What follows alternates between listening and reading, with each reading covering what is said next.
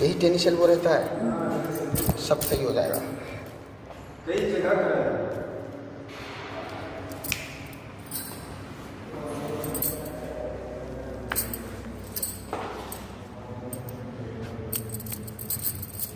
उसी हाथ में है, इसमें नहीं है। नहीं, इसमें भी होने लगा है, इसमें ज़्यादा है पहले से।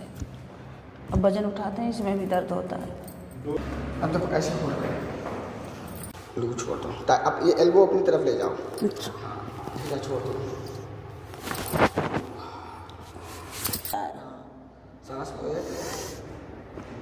ये आपका पहला कायरोप्रैक्टिक एडजस्टमेंट है आज। आज कैसा लग रहा है आपको? हाँ ठीक लग रहा है। जो पेन था हाँ, यहाँ तो नहीं महसूस हो रहा है। वो सब ठीक लग रहा है। हाँ।